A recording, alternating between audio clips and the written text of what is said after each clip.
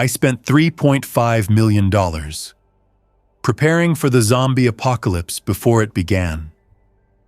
I'm in the filter room when the county sends the first emergency alert.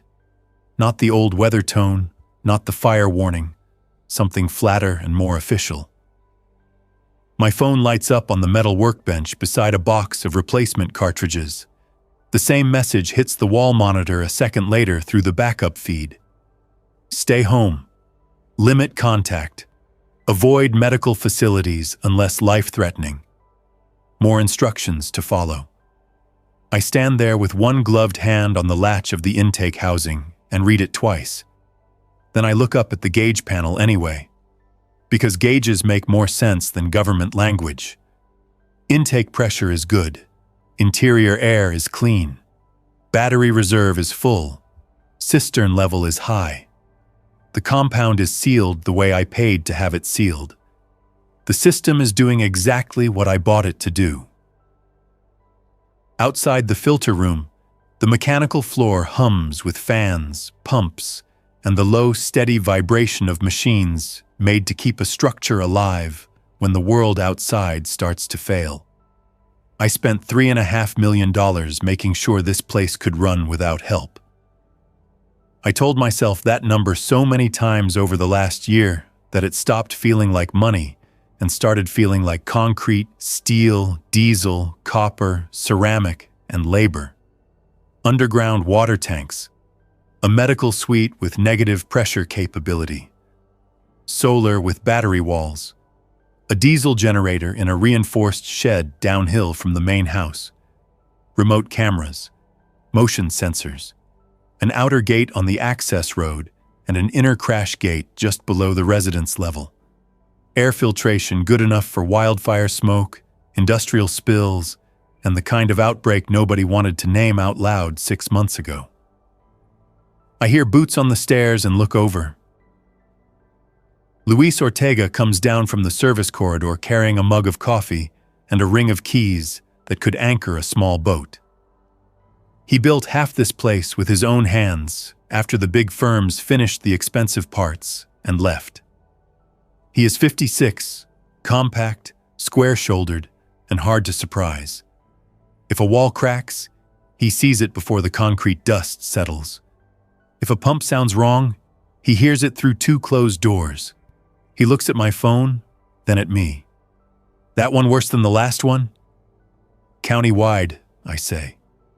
He drinks, nods once, and sets the mug on the panel ledge. Road camera's ugly. I follow him upstairs to the operations room.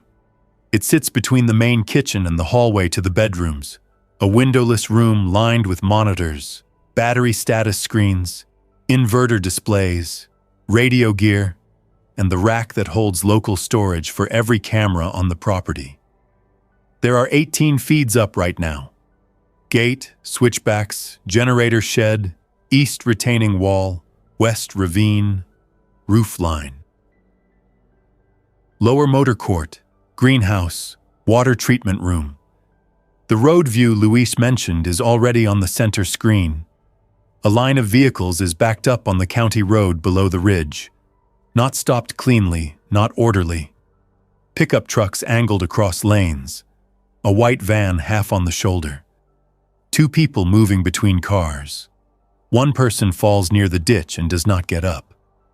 I watch another person bend over that body in a way that looks wrong even from a distance. Not helping. Not checking. Too frantic. Too close.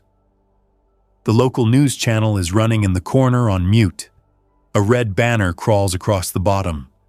The anchor is still trying to keep the usual face on, but the footage behind him is already ahead of the script.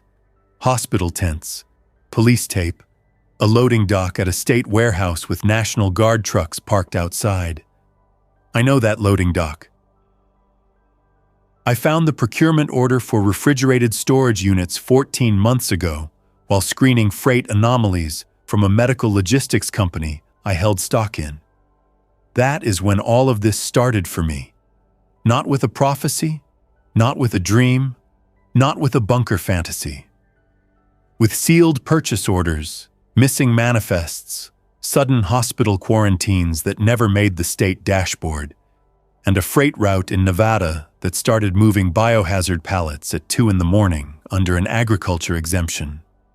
Most people call that paranoia when a person acts on it. They call it foresight only after the highways fill up. Luis drags the road camera feed full screen. A sheriff's cruiser comes into view from the south, slows, then swerves around 2 stopped sedans and keeps going north without stopping for anyone. That gets my attention more than the pileup. A deputy does not leave a road unless the radio in the car is telling him that the place ahead matters more than the place in front of him. I check the secure message thread on my laptop. 3 names I used to know in San Francisco had been active on it for months. An ER administrator, a logistics analyst at a defense subcontractor, a compliance attorney who got nervous every time I asked the wrong question and still kept answering in careful fragments. The thread is dead this morning. Last update came in at 4:12. Mandatory isolation order inside one wing. No outside transfers. Missing pharmacy shipment. Do not trust public briefing times. I close the laptop and look at the camera grid. __quote_3___ Luis scratches his jaw and looks toward the kitchen. __quote__4____quote_5_ he waits. Luis knows me well enough to let silence do its work. I built this place for control. That is the honest version. I told architects and contractors I was building for continuity, resilience, wildfire isolation, civil unrest, supply chain failure. All of that was true. The part I did not say was simpler. I wanted one place in the world where the variables stopped. One place where money, planning, and hard walls could do what trust had stopped doing for me years ago. I made a fortune backing companies that promised to see the future through data, consumer behavior, shipping trends, behavioral risk, predictive logistics.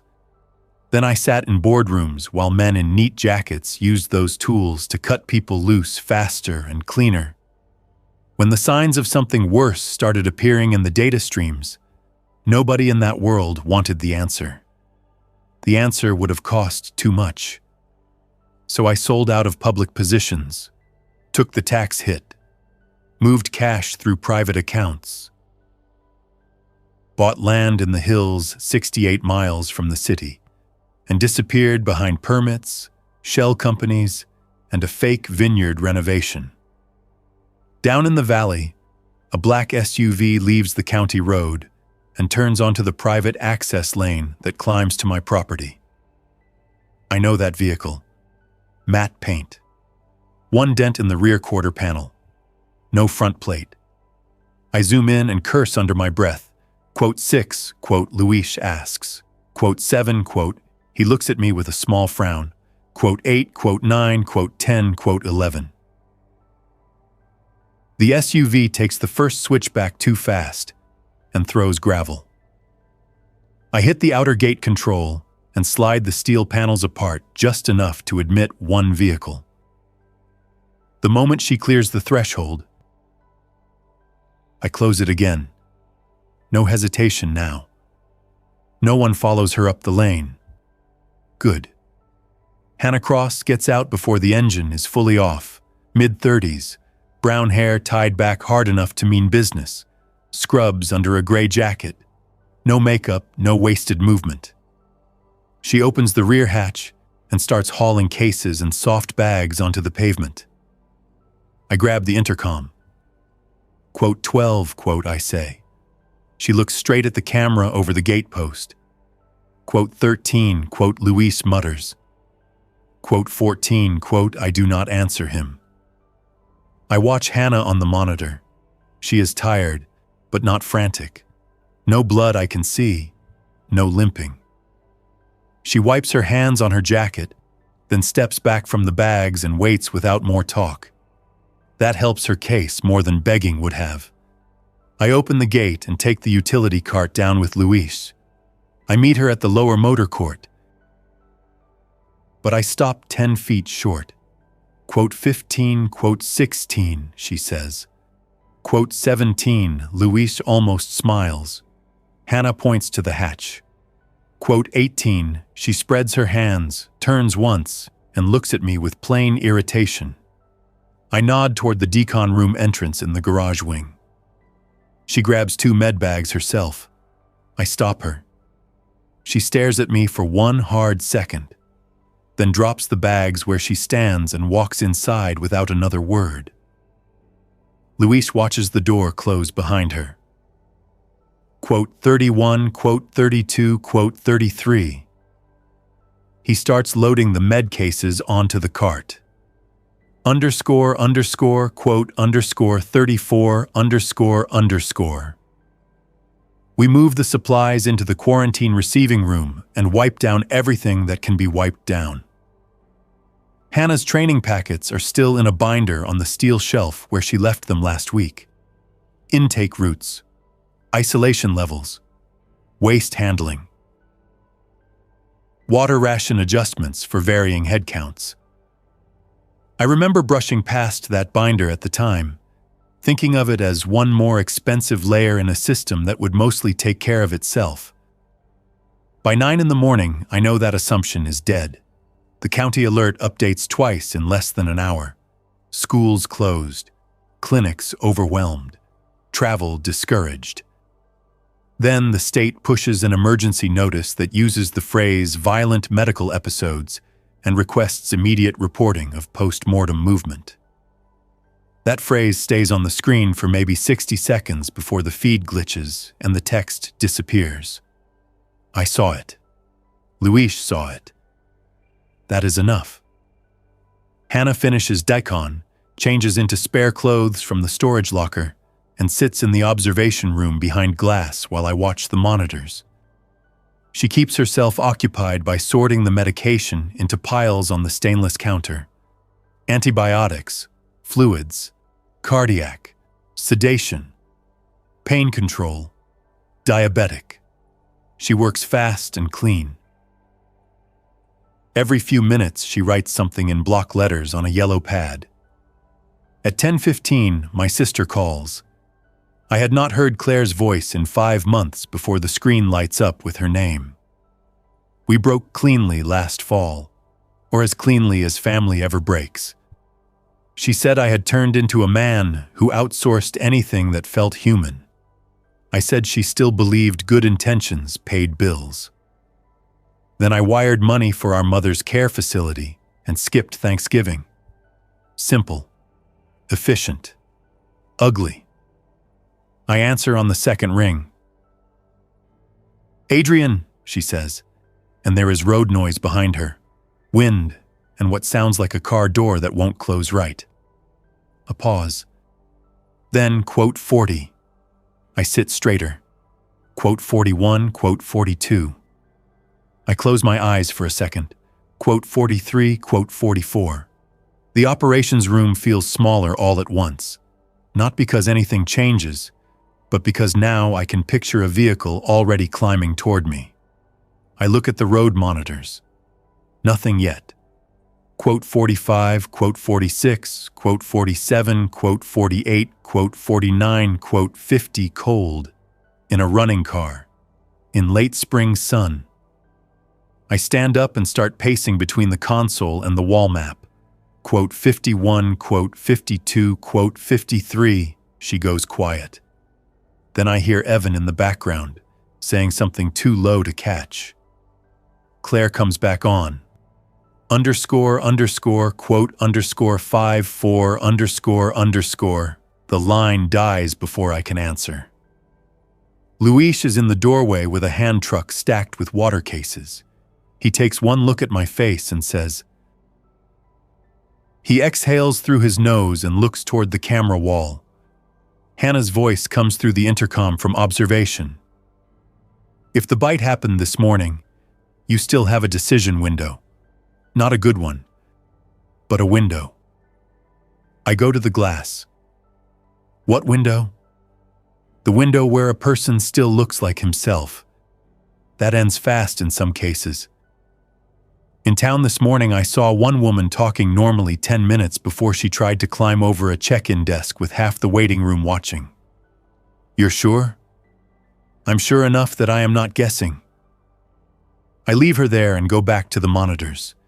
The waiting becomes work because the alternative is just staring. Luis and I move 2 more concrete barriers into the lower lane using the skid steer left by the paving crew. We bring 4 rifles out of the vault and check each one, even though I hate how that changes the feel of the house. We fill the upstairs tubs and utility sinks. We stack food bins in the service hall instead of the pantry because the service hall has no windows and easier access to the shelter stair. Hannah finishes her 6-hour observation without symptoms and moves straight into the med suite to inventory what she brought. She takes over the room fast. Cabinets open, boxes labeled. IV stands assembled. Waste bags hung. She does not ask permission for every change. Another point in her favor. At 11:58, a silver Subaru appears on the lower access camera. Claire drives too fast through the first bend, brakes hard before the gate, and stops crooked, with one front tire kissing the drainage curb. The passenger door opens, then closes again without anyone getting out. I zoom in until the image starts to soften. Evan is slumped against the window, one hand pressed under his arm. Claire leans over him, talking hard, one hand on his neck. I grab the radio for the gate station and head down with Hannah and Luis. The sun is bright enough to flatten the hillside colors. Dry grass, dust. The gate's steel skin is hot already. Claire sees me through the bars and gets out fast. She looks exhausted, angry, and relieved in a way that makes all 3 look the same from 10 feet away. Quote 63, she says. Quote 64, quote 65. Hannah steps beside me. Quote 66, Claire looks at her, then at me. Quote 67, quote 68, quote 69, I do not move. Quote 70, she swears under her breath, then backs up 3 steps. Hannah and I move to the side angle where we can see into the passenger seat. Evan Vale had always looked put together, even when life was beating on him. Real estate lawyer, good posture, clean shirts. One of those men who could lose money on a bad month and still look ironed. Right now, he is gray around the mouth and sweating through his t-shirt. His forearm is wrapped in a bath towel gone dark at one end. His eyes track toward me, but not cleanly. A half-second late, his jaw works once before words come. Quote 71, quote he says. Quote 72, quote his voice is thick. Hannah leans toward the bars, not close enough to touch. Quote 73, he blinks. Quote 74, quote 75. He gives a tired laugh that turns into a cough. Quote 76, Hannah looks at the towel. Quote 77, he tries. The towel slips enough to show teeth marks through soaked cloth. Claire rounds on me. Quote 78. Hannah speaks before I can. Quote 79, quote 80, Claire says. Quote 81. Evan leans his head back against the seat and shuts his eyes. Quote 82. She grabs the bars with both hands. Quote 83. I do not think about money right then. I do not think about cost, or sunk cost, or fairness, or family history. I think about floor plans, hallway width, distance from gate to decon room. How fast a confused adult male can cover 20 feet if he stops acting like himself. How many locked doors exist between intake and the med wing? How many people are already inside? 3. Luis. Hannah. Me. I say, quote 84. She stares at me as if I hit her. Quote 85, she says. Hannah keeps her voice even. Quote 86, quote 87, quote 88, Claire turns back to me. Quote 89. My mouth opens, then closes. Because she is right in one way and wrong in another. And there is no sentence that fixes either truth. Evan opens his eyes again. He looks past me to the hills above the house. Quote 90. She shakes her head immediately. Quote 91.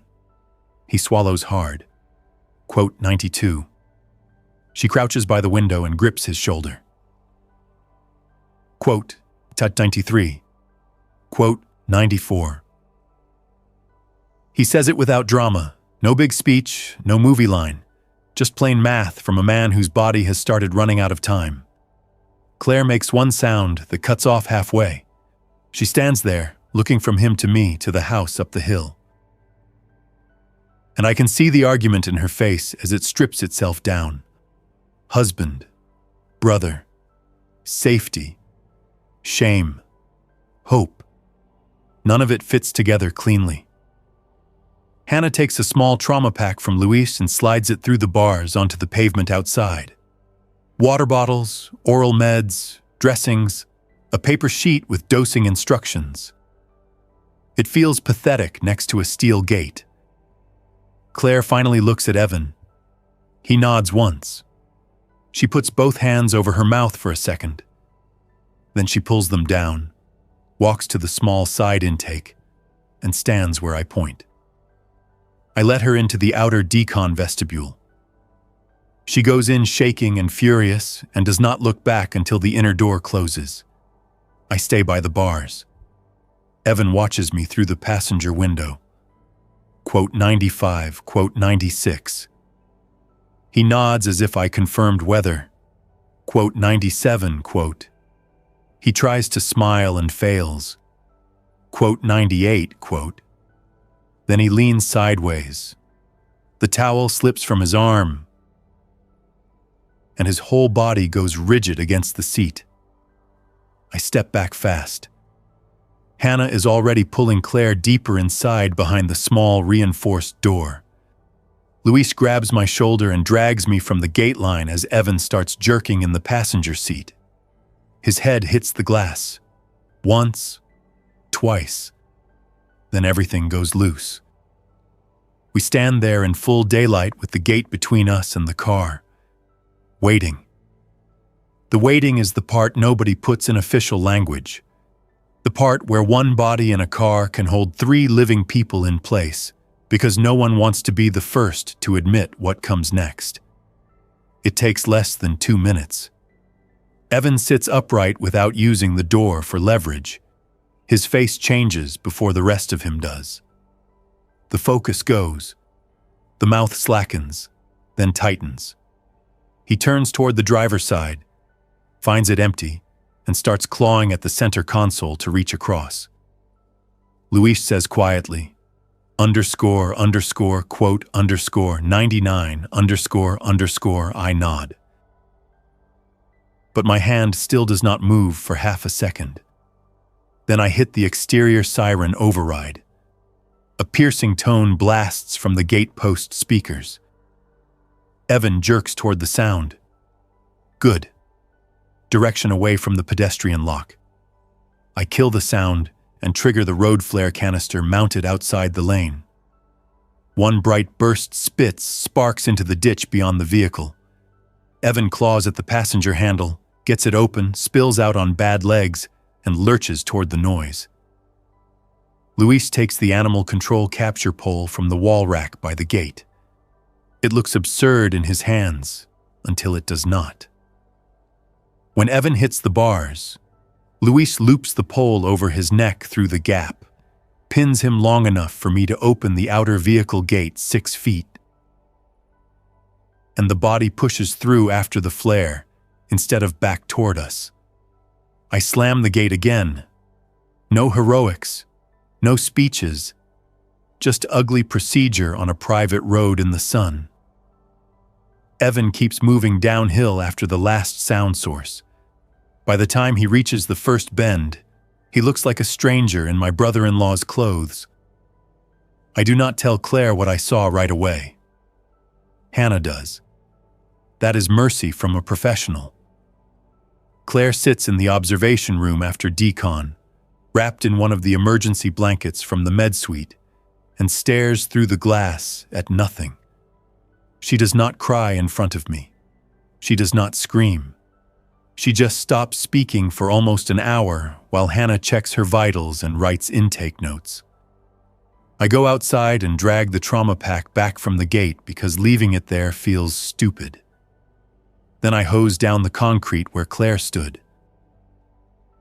Then I stop the hose and stand listening to water run into the trench drain while the wind carries distant sirens up from the valley in broken pieces.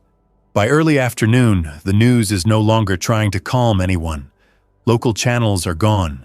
One national feed stays up on satellite with delayed official statements and shaky phone footage from cities I used to fly into for conferences. Parking garages jammed with abandoned cars. A hospital lobby with wheelchairs tipped over and nobody checking in patients anymore. A governor reading from a paper and refusing questions. The word zombie never comes from a podium. People online are using it by noon. Hannah eats crackers at the med suite desk while she writes a supply matrix for 4 people. Then 5. Because she does not know yet if Claire will stabilize enough to function. "You bought a real negative pressure room," she says without looking up. "That saves us if a fever case shows up with lungs still working." "I bought the room because the consultant told me to." Good for the consultant. Claire comes out an hour later in spare clothes from the storage chest. She looks older than she did that morning. Not because of grief in some dramatic way. Just stripped down. The road took the soft parts off her face and left what was underneath. She stops in the kitchen, sees the security monitors on the far wall, and walks straight toward them. "Can I see the road?" "No." She turns slowly. "You owe me that." "No." Her jaw sets. "You left him out there. I kept you alive." She steps closer, both hands flat on the table between us. "Do not say that to me like you are billing an invoice." Luis comes in from the utility hall with 2 loaded magazines in one hand and an impact driver in the other. He looks at both of us, judges the temperature in 1 second, and says, "We need to reinforce the inner gate controls before dark. If anyone saw that car at the road, word spreads." Claire looks at him. "Word of what? The rich man with a fortress on the hill?" Luis shrugs once. "Word of supplies. Same thing." That ends the argument because it is true, and because useful work is arriving faster than feelings can process. The next 6 hours disappear into labor. Luis and I run conduit from the backup control box to a second gate switch inside the service corridor, in case the ops room takes a hit through the wall. Claire folds into the work without asking if she can help. She inventories dry food, fills water jugs, labels storage bins. Hannah sets up a quarantine zone in the detached guest suite because the garage path is too exposed if arrivals start coming after dark. I move half the luxury items out of the lower pantry and feel ridiculous carrying wine boxes past cases of rice and canned beans. A year ago, I thought bulk food made a room feel paranoid. Now it feels late. At 4:10, the first strangers arrive. A red pickup stops outside the outer gate with 1 man in the driver's seat and 1 woman in the bed holding onto the rack. The man leans on the horn 3 times. I keep the speaker off and watch on camera while Luis stands with me holding binoculars. The woman in the back is not restrained. Good sign. She gets down on her own and nearly falls. Also bad sign. The man comes to the bars and looks straight into the camera. Mid-40s. Work jacket. Beard gone patchy at the cheeks. I know him after a second. Mason Reed. He worked warehouse oversight for one of the logistics platforms I took private and cut to the bone 2 years ago. He sent me 3 emails after his severance package. I never answered any of them myself. Legal did. He hits the bars with an open palm. Adrian, I know it's you. I say nothing. He looks over his shoulder at the woman. Jenna's sick. We need antibiotics. Just let us through for 1 hour. Hannah is beside me before I realize she came up from med. Camera zoom. I zoom. Jenna Reed is sitting in the truck bed with one hand locked around the rail. Her eyes are open but glassy. There is dried spit or vomit at the corner of her mouth. No obvious injury from this angle. Mason speaks again. You remember me? Yes. I remember him from a warehouse walkthrough in Fresno, standing beside a row of scanners while I explained efficiency targets to managers and never learned a single last name. He had asked one question about staffing levels before peak season. He was polite. I answered with a chart. Claire appears in the doorway behind us. Who is it? No one, I say. Mason bangs the bars again. I lost my phone. My little boy is with Jenna's mother in Oakville and I can't get back down there with her like this. Open the gate, you've got room, I know you do. His voice cracks at the edges now. Not from weakness, from strain after hours of keeping it under control. He is not lying about being scared. That does not make him safe. Hannah points at the woman on the monitor. Look at her hands. I zoom further. Jenna's fingers are flexing and unflexing against the bedrail over and over, not with pain, not with shivering. More like she cannot tell what her hand is for anymore, Hannah says quietly. I hit the speaker. Mason just stares at the camera for a second. Then his face folds into anger so fast it looks like a door shutting. Quote 124, quote 125, quote 126. I almost cut the speaker then, but I do not. Maybe because he is right. Maybe because hearing it from a man at the gate feels earned in a way that boardroom criticism never did. I say, he says. Jenna starts making a wet, choking sound in the truck bed. Mason spins and climbs up beside her. He tries to get water into her mouth. She jerks away from him hard enough to slam her shoulder into the cab. He reaches for her again. She grabs his wrist with both hands and bites the side of it through his sleeve. Hannah swears and backs from the screen as if distance still matters. Mason yanks free, tumbles out of the truck bed, hits the dirt, gets up again, and stares at the dark patch spreading on his cuff. Jenna crawls to the tailgate on hands and knees, mouth working, eyes unfixed. Quote 130, quote, I tell him through the speaker. Quote 131, quote, he hears me. But what hits him is not the command. It is the realization. His whole body just stops for a second. Then he looks up toward the camera with the strangest expression I have ever seen on a grown man. Not panic. Not rage. A blank place where the future used to be. He gets into the driver's seat, slams the door, throws the truck into reverse, and backs down the lane so fast he nearly drops a wheel into the runoff ditch. Jenna is still in the bed when the pickup disappears around the bend. Claire turns from the monitors and walks out of the room without a word. Luis looks at me. Quote 132, quote 133, quote 134. I look at the road cameras showing the county line of stalled traffic far below and say, underscore, underscore, quote underscore 135 underscore underscore. By sunset, we shut down exterior lights on the west side to keep the property less visible from the ravine. The cameras switch to infrared.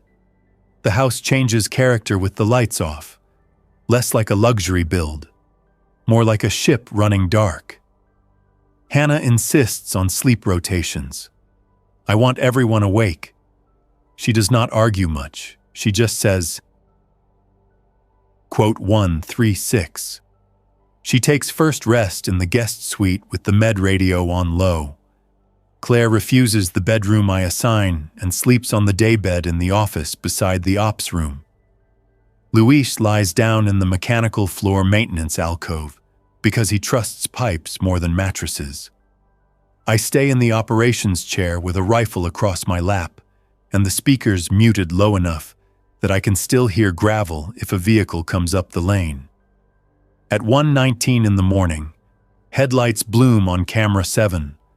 One vehicle, big diesel pickup, then another behind it, then a third with no lights. The convoy stops outside the outer gate. Doors open, 4 men get out. 2 carry rifles in the open where the camera can see them. Not hunting rifles. AR platforms with lights and spare magazines taped sideways. One man steps to the bars and raises both hands theatrically at the camera. He is tall, broad, shaved head, denim jacket over body armor that almost fits. I know him too. Though not personally. Daryl Boone, local excavation contractor, bid on part of my retaining wall package before I went with a larger firm. He lost the bid and told one of my subcontractors that rich city men always paid twice for what country men could build once. He grins into the lens. Quote, 137 I trigger the speaker. Quote, 138, quote, 139, quote. He glances back at the line of trucks as if sharing a joke with friends. Quote, 140, quote, 141, quote, he tilts his head. Quote, 142, quote. Luis is awake and beside me now, still zipping his jacket. Claire stands in the hall behind us, barefoot, listening. Hannah appears a few seconds later. Fully dressed, Daryl keeps one hand visible while the other rests near his belt. Quote, 143. Quote, 144, quote, he laughs softly. Quote, 145, quote, 146, quote. His smile goes away. Quote, 147, I say nothing. He leans closer to the bars. Quote, 148, Luis reaches past me and kills the speaker. Daryl says one more thing before the mic dies. I can read it from his mouth more than hear it. Still your problem. The trucks sit there another 10 minutes. Then they back down the lane and disappear. Nobody goes back to sleep after that. Before dawn, Luis and I use the skid steer to drag 3 unused landscaping boulders across the lower switchback. It will not stop a determined assault, but it forces vehicles to slow and bunch up. Hannah turns the detached workshop into overflow quarantine using plastic sheeting, cot frames, and bleach solution. Claire writes a head count board on the kitchen wall without being asked. 4 people, water consumption, medication use, generator hours. If she needs something to hate less than me, work is giving it to her. The first real day of collapse starts with smoke in 3 directions. I can see one plume from the east ridge through the spotting scope on the upper deck, another from the valley, another farther south, maybe the highway shoulder or a gas station. The radio traffic is nonsense by 7. Requests, screaming, dead air. Somebody reciting addresses with no answer. Then a preacher on one frequency saying the end times have already begun until his signal cuts off mid-sentence. The gate starts drawing people by mid-morning. Not crowds at first. Singles, pairs. A woman in running shoes carrying 2 water bottles and no bag. An older couple in a sedan that barely makes the grade. A delivery van with 1 rear tire shredding itself. I do not open for any of them. Hannah and I set up a procedure instead. Camera screen, visual exam, questions through speaker. If a person appears stable, we lower a crate outside the bars on a rope from the side post with water, packaged food, a first aid kit if warranted, written directions to the church parking lot 2 miles west where county volunteers had been staging last week, and a warning not to remain at the gate. The church parking lot is empty now. I know that. Sending people there still moves them away from my road. That truth stays in my throat all day. Claire catches me writing the direction sheet for the 3rd time and says, quote, 149, quote, 150. She looks at the papers, then at me. She walks out before I answer. She is not wrong. That becomes the theme of the day. At noon, a man in a blood-specked polo shirt tries to climb the gate after I refuse entry. He gets halfway up before slipping. When he falls, he lands badly and does not get back up. 10 minutes later, a woman stumbling up the lane from below finds him and drops to her knees over him. From the camera angle, I think she is helping. Then she bites at his face. I kill that monitor. Because Hannah is in the room and does not need another reminder of what we already know. Luis and I go down in full work jackets and gloves to clear the lane when the pair wanders off downhill after a flare distraction. We do not speak much. We drag 2 concrete jersey barriers across the pedestrian side gap and bolt chain through the service bars. On the way back up, Luis says, quote, 154, quote, I keep walking, quote, 155, quote. He wipes sweat from his eyebrow with the back of his glove. Quote, 156, quote, I stop on the path and look at him. Luis shrugs. Quote, 157, quote, by afternoon the problem gets bigger. A battered minivan rolls up with 2 women, 1 older man and a teenage boy. No visible wounds. No fever signs from camera. Exhausted, dirty, but coherent. They say a shelter at the elementary school failed when 1 sick man started attacking people inside. They say 20 or more ran into the street. They say 2 armed men took the school bus and left. The older woman asks only for water. The teenage boy stands with his hands open and visible the whole time. He looks at the bars the way people used to look at airport security after the first big terror years, angry at what existed, more afraid of what did not. I want to let them into the outer workshop quarantine. I do. The thought is there before I can kill it. 4 new hands. 4 more breathing bodies. 4 witnesses to the fact that this place can become something other than a sealed insult above a dying valley. Then the older man coughs into a rag and leaves a dark stain.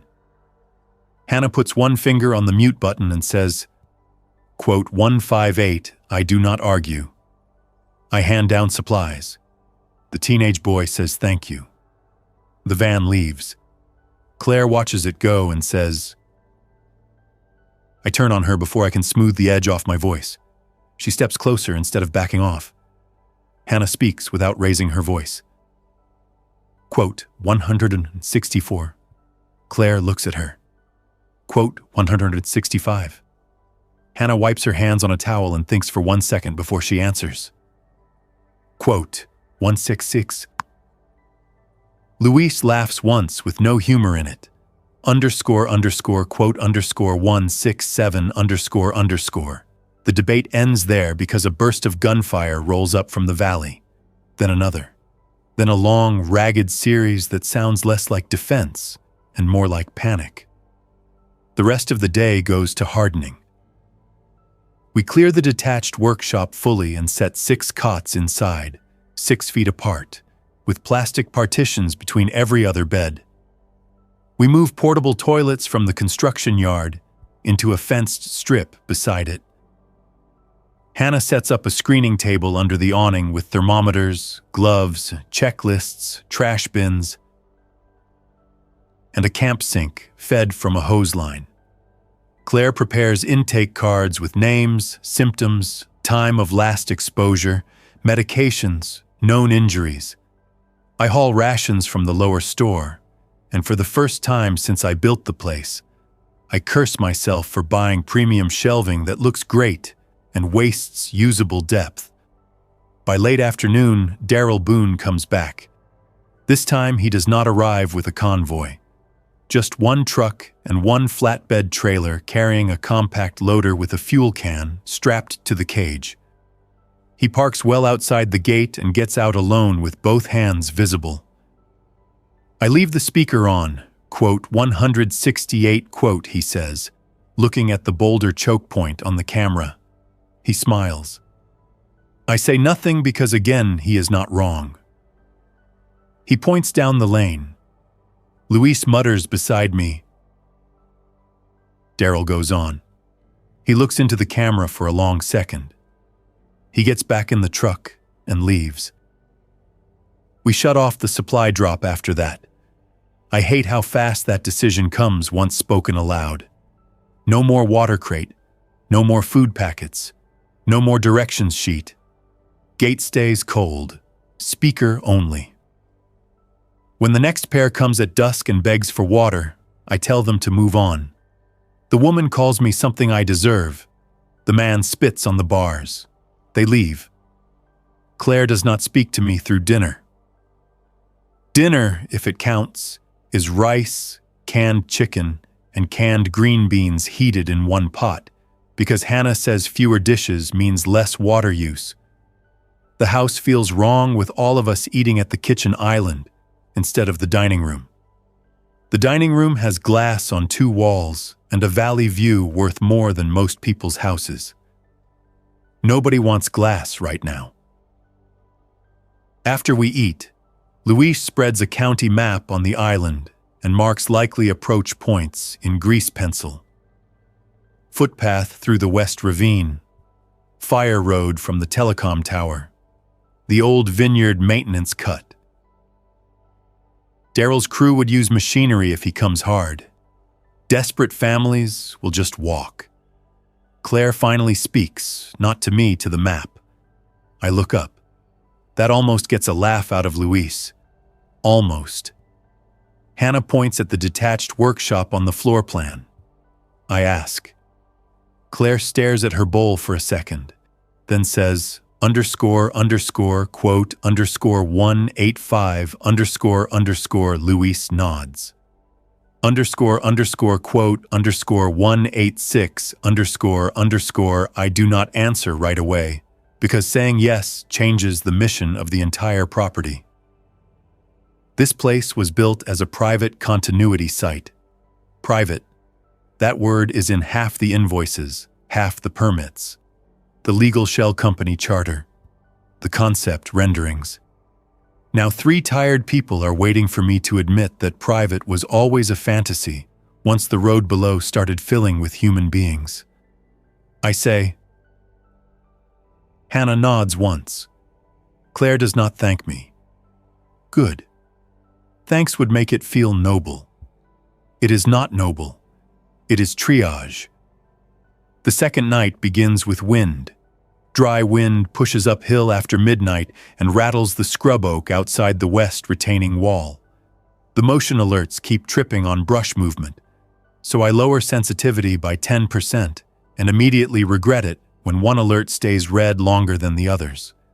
Camera 12, West Ravine, infrared view, a shape moving low through brush. I zoom. Human. 1 person, then 2 behind the first. Luis is already out of the chair before I say anything. We go down the west service hall with flashlights off and crack the steel fire door that opens onto the maintenance path above the ravine. I hear whispered voices below us. Male, female, then a child coughing. Luis whispers, quote 188 __. I look down through the brush and see a woman helping an older man over rock. A boy follows carrying a backpack almost as big as his torso. Not raiders, not scouts, just tired people trying to bypass the road because the gate failed them or scared them. The older man slips and slides 5 feet. The woman catches him before his head hits stone. The boy starts crying soundlessly, shoulders shaking, no sound coming out. That gets me worse than loud fear ever does. Luis waits. I say, quote 189. He looks sideways at me, quote 190, quote 191. We bring them in through the west maintenance door, not the main lane. Full screening outside under portable lights. Names: Marta Hill, 50. Father, Douglas, 72, renal failure, missed treatment. Son, Eli, 9. No visible wounds, no fever, no confusion, no aggression. Exposure to shelter crowd. Uncertain. Hannah gets up and runs screening herself without complaint. Claire brings blankets and does not look at me. The family goes into workshop quarantine cot 1, 2, and 3 before dawn. That should have been enough change for one night. At 3:27, the outer gate alarm screams. Not a motion alert. Forced contact. Camera 3 shows a pickup shoved sideways against the bars. Driver door open, headlights on full beam. Another vehicle is behind it, with the horn tied down, blaring into the hillside. Shapes move in the road beyond the lights. Too many to count cleanly. Some are people pushing, some are not pushing anything. Just drawn uphill by noise. Daryl was right. Crowds attract dead ones. Luis is fully awake in seconds. Hannah is behind me with boots unlaced and a med bag in one hand. Claire runs in from the workshop path with her jacket half on. On the monitor, a man climbs out of the first truck bed and starts yanking at the gate chain. Then something hits him from behind, and both bodies go down in the lights. Quote 192 Luis says. Calm and hard. Quote 193 I open the road speakers and blast the siren downhill in pulses away from the gate, while triggering the emergency floodlights on the switchback below. Half the mass in the lane shifts toward the brighter source. Good. Not enough. The tied horn keeps blaring. I hit the remote relay for gate post floodlights, and the scene snaps into ugly detail. 7 or 8 living people are in the lane. More moving below, hard to count. Mixed in among them are at least 5 returned ones coming uphill fast in jerky straight lines. Locked on the noise and light. One man is firing a handgun one-handed at nothing useful while backing into the ditch. Every shot pulls more movement from below, Hannah says to Claire. Claire runs. Luis grabs the keys to the skid steer, I say. He is already moving. I follow because there is no version of this where I sit upstairs and watch another man do the only useful thing. We take the service truck halfway down and stop behind the inner crash gate. Luis throws it into park, jumps out, and runs for the skid steer parked under the lower awning. I take position at the gate post with a rifle and a hand on the crash gate control. The noise outside is chaos now. Horn, screaming, metal, the siren pulse I set downhill, shattering glass, someone shouting for a child.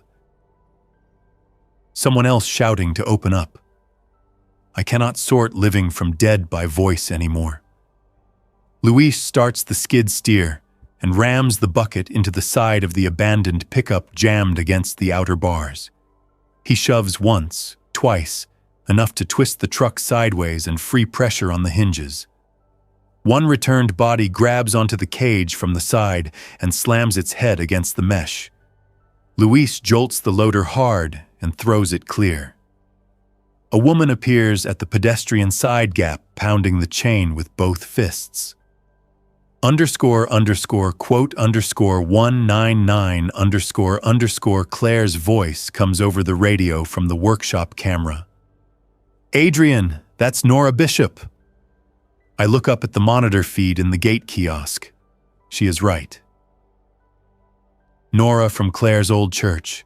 Late 40s, heavy sweatshirt, hair coming loose, eyes wild but still human. Her husband is behind her, pale and bent over, one arm wrapped around his stomach, the other waving weakly at the camera. No obvious wounds, just desperation. __quote _201 I say into the radio. __quote _202 Claire answers immediately. Quote 203, quote 204, quote 205. Hannah's voice cuts in. Nobody opens until I clear. A gunshot cracks outside the bars.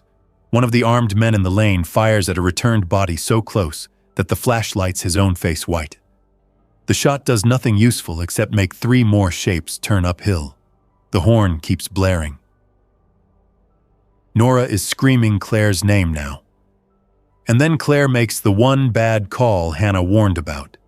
She uses the workshop side keypad override. The outer pedestrian latch pops before I can stop it. __quote _207 _ I hit the inner crash gate and start running downhill, but I am already late. Nora pushes through the side gap, stumbles into the intake strip, takes 3 fast steps toward the workshop fence, then drops to one knee and vomits dark fluid onto the concrete. Her husband stops dead outside the gap, horror on his face. She jerks her head up toward his voice, and the look in her eyes is gone. Luis sees it from the skid steer and abandons the machine at a run. Hannah comes from the workshop door with gloves half on. Claire freezes 1 yard from Nora, both hands up as if that can rewind time. Nora launches off the ground harder than any sick woman should. She does not go for Claire first. She goes for sound and movement. And Luis is already closing. She hits him low, both arms around his waist, mouth snapping at his jacket. He tries to throw her off. She clamps onto his forearm through canvas and denim. I am on them then. I slam the rifle stock into her shoulder. Hannah grabs Claire by the back of the jacket and rips her away. Luis drives his knee forward and shoves Nora off. She hits the concrete, rolls, and comes up again. This time I get the catch pole around her neck from the gate rack and pin her long enough for Luis to shove the skid steer bucket between us and the gap. Outside the bars, her husband is sobbing and beating at the metal with both fists. One of the armed men from the lane grabs him by the collar and tries to drag him away from the moving bodies coming uphill. A returned one hits both of them from the side. I slam the pedestrian gap shut with the skid steer bucket and drop the mechanical bar. Nora keeps fighting the pole in my hands long after the end of the choice arrives. When it is done, the lane outside is still full of movement and noise. There is no time to stand over what happened. Luis is on one knee by the workshop wall, breathing through clenched teeth. His left sleeve torn open from wrist to elbow. Hannah cuts the sleeve with trauma shears before he can stop her. 4 deep punctures through the work jacket, 1 ragged crescent near the wrist. Nobody says bite. Nobody needs to. Claire backs into the workshop fence until the chain links stop her. Hannah spins on her. Claire covers her mouth with both hands and slides down the fence to the ground.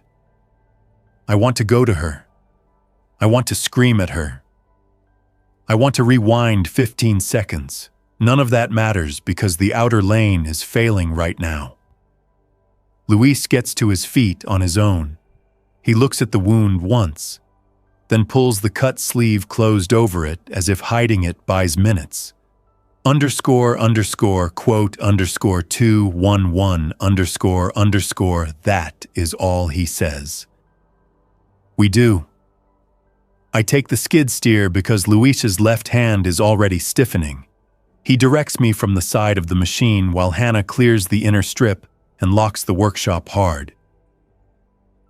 I use the bucket to shove the abandoned pickup fully off the gate line and into the ditch. Then I lower the bucket on the tied horn truck's front end until the engine stalls and the horn finally dies. The silence after that is almost worse. All the other sounds rush in at once. Feet on gravel, low, snarling noises, people cursing, one woman crying for her husband somewhere below the bend. Without the horn, the mass loses focus. Some of the returned ones keep coming at the gate where light still spills. Others turn toward the armed men still firing below. One body in a hunting jacket climbs onto the hood of the truck and slips off. Another disappears into the ditch with a man who is still screaming when he goes down. I back the skid steer uphill inside the lane while Luis works the winch cable from the kiosk to drag a fresh barrier across the weakest point. His movements are slower now, not dramatically. Just wrong around the edges. I see it because I have watched him work for a year. A missed grip on the hook, one extra second to line up the pin.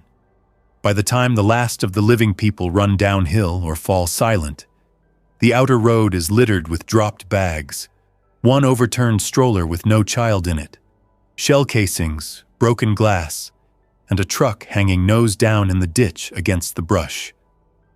The returned ones drift after the last noises below the bend. The road in front of the gate empties. The silence afterward is thin and temporary. Back inside, Hannah takes Luis straight to the med suite. He does not resist. Claire tries to help, and Hannah tells her to sit down and stay there. I lock the workshop and tell Marta Hill through the door that nobody comes out until instructed. Eli is crying inside. The sound goes under my skin and stays there. When I reach the med suite, Hannah has Luis on the table under bright lights with the torn jacket on the floor. She has cleaned the wound enough to see the edges. Bad enough. Clear enough. Luis is pale but composed. Hannah does not lie. He nods. Claire stands in the doorway with both hands at her temples. He looks at her, not unkindly. Quote, 216. That lands harder than anger could have. I stand at the foot of the table with my hands hanging useless. Quote, 217. Luis gives me a look that says I have finally said something stupid enough for him to notice. Quote, 218. The med suite suddenly feels too expensive again. Stainless surfaces, monitors, cabinets, wall oxygen. I built a private clinic in the hills, and all it can offer the man who kept it running is a cleaner place to understand the end. Hannah starts an IV anyway, not because it saves him, but because comfort still matters while comfort is possible. She hands Claire a chair. Claire cannot sit. I cannot either.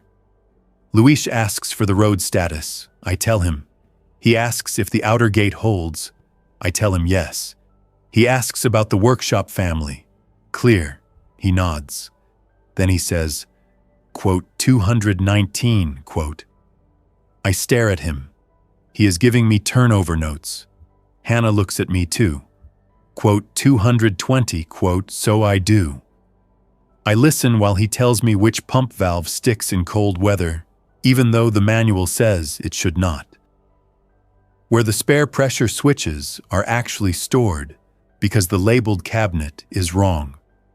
Which retaining wall drain clogs first in heavy rain? Which camera on the West Ravine has a 6-second lag? How to bypass the inverter fault alarm without shutting down the whole battery bank? He tells me all of it in an even voice while Claire cries soundlessly in the hall and the house above us hums with systems he trusted more than he trusted most men. Halfway through, his speech starts dragging. Hannah increases the sedative. He looks at me one last time and says, quote, 221 __. Then his eyes slide shut for a few seconds at a time. He lasts until dawn, not in a dramatic fight, not with thrashing or screaming, just short windows of waking, then less of him each time. Hannah keeps the room quiet. Claire sits on the floor outside the door because she cannot forgive herself enough to stand in front of him. I stay until the monitors begin showing changes I understand without training. Before the worst of it can begin, Hannah closes the inner door and sends me out. I do not argue. I know what she is doing for me and for Claire and for Luis.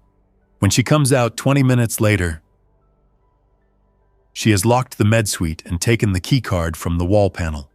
Her face is gray with fatigue.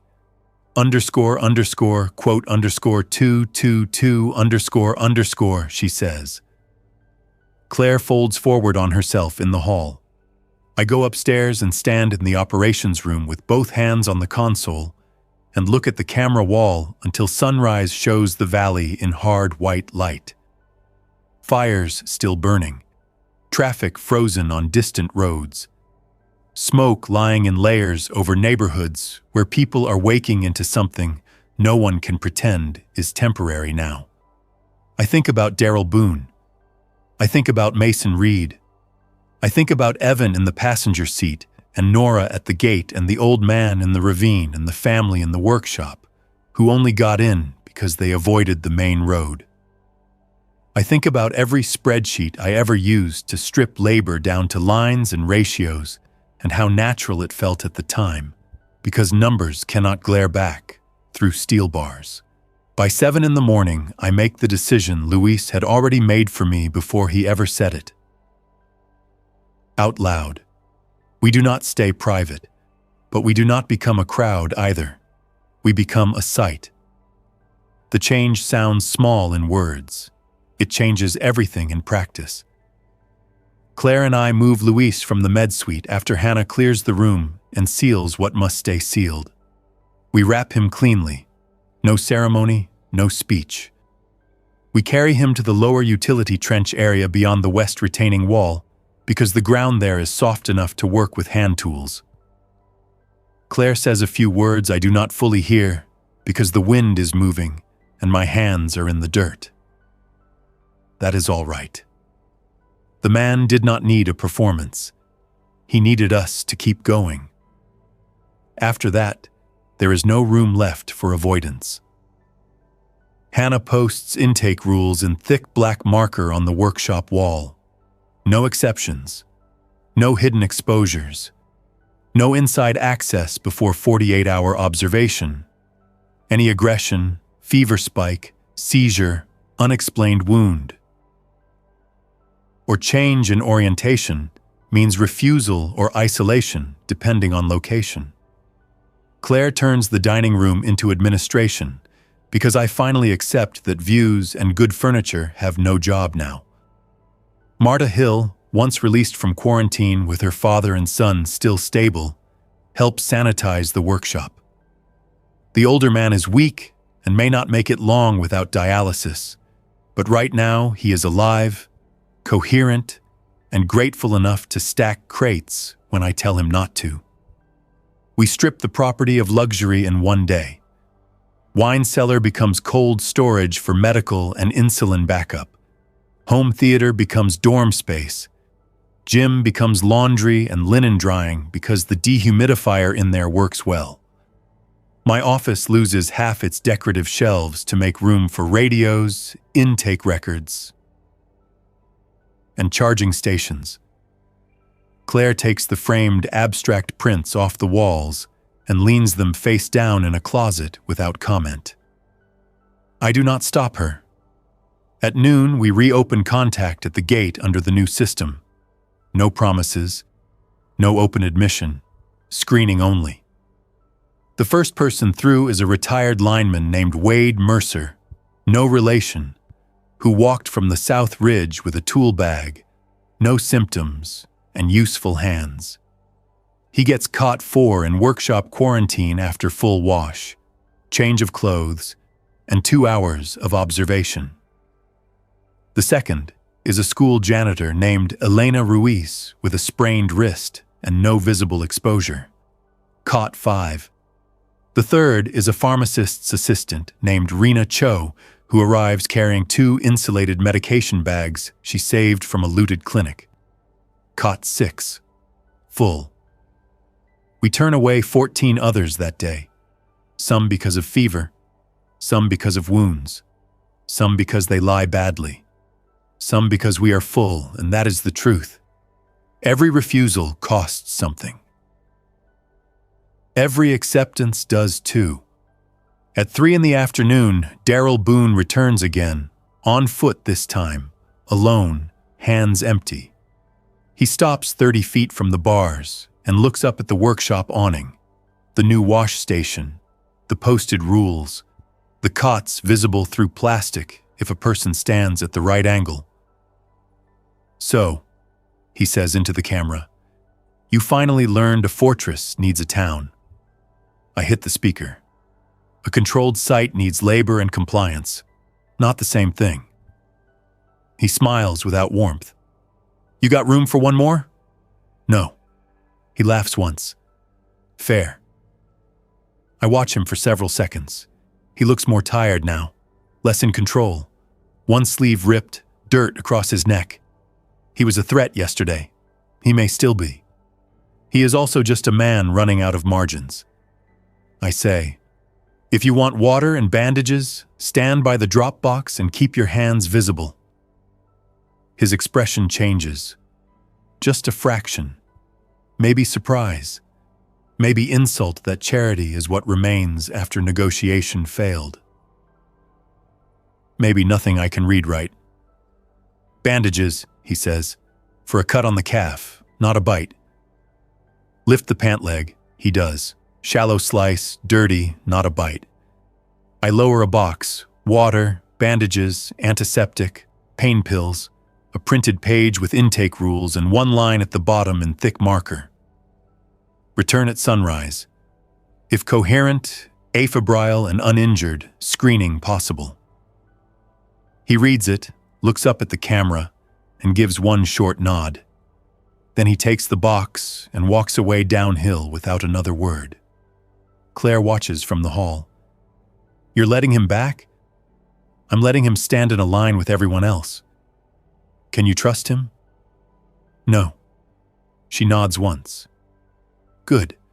Just checking if the old you was dead yet. The old me is not dead. That would be too clean. The old me is standing next to the new rules every time I say no to a person who wants in. The difference is that now I hear the full cost when I say it. That night we eat in shifts because there is too much to do. Hannah sleeps 3 hours. Claire sleeps 2 in a chair beside the intake board. I walk the property twice with Wade after his quarantine period clears enough for supervised exterior work. He is quiet and capable. He points out that the lower ditch can be cut deeper to channel vehicles away from the gate if we borrow Daryl's abandoned loader from the flatbed at the road. Good idea. No ego attached to it. I would have missed that kind of man before. I know that now. Just after midnight, the radio catches a real voice on county emergency. Not screaming, not static. A woman on the North Side Water District asking if any secure sites remain with filtration and medical capability. I key up before I can overthink it. Quote 238, quote, I say. It is the first time I name the property out loud on open air. Quote 239, quote. The woman comes back after a long pause. Quote 240, quote. I look through the ops room glass at the dining room turned admin center, at Claire asleep over intake forms, at Hannah's handwriting on the med inventory board, at Marta folding blankets in the old formal sitting room, at Eli Hill curled on a cot in workshop quarantine with a book from my library open on his chest, at Wade checking the West camera lag against actual movement, at Rena cataloging meds by flashlight because she wants to help even before her full hold clears. No, I say into the radio after a second. We sound busy. The woman almost laughs. Almost. Busy is good. I give her the screening rules and a time window for first light if the road remains passable and the symptomatic people stay separated. When I set the mic down, I understand something I should have understood before the first shovel went into the hill. Preparedness is not concrete and filters and a buried water tank. Those matter. Money matters. Planning matters. But if a place cannot absorb human error, grief, skill, weakness, labor, and conflict without breaking, it is not a survival site. It is just an expensive hiding spot. Morning comes gray with smoke and low cloud. The valley is quieter in the way disaster gets quiet after the first loud collapse burns itself out. Not safe, just stripped. At sunrise, Daryl Boone comes back with one backpack and no visible weapon. He stands at the screening line marker painted on the pavement. Behind him, 2 other survivors wait where I told the radio woman to stage. Further down the lane, more figures are visible at a distance. Not rushing, just watching to see what kind of place this becomes. Hannah takes the first station in gloves and face shield. Claire handles names and exposure history. I run the gate control. Wade watches the ravine camera. Marta keeps water boiling. Eli sleeps. Rina sorts bandages. Elena helps stack clean clothes. The house hums around all of it. Not as a fortress anymore. Not as a dream of perfect exclusion, but as a machine finally being used the hard way. Daryl looks up at the camera while Hannah takes his temperature. Normal. Claire asks, known bites, scratches, direct blood contact, seizure exposure, or close contact with a returned case in the last 12 hours? He answers each one plainly. No. No. No. Yes, indirect. 2 nights ago. No symptoms since. Hannah nods toward the wash station. Clothes off in the bin. Full wash. You lie once, you leave. He looks toward the house on the hill. The glass, the concrete, the walls I once believed could separate me from consequence. Then he looks back at the line markers on the ground, the cots in the workshop, the people already working inside, the posted rules that apply to him exactly as they apply to everyone else.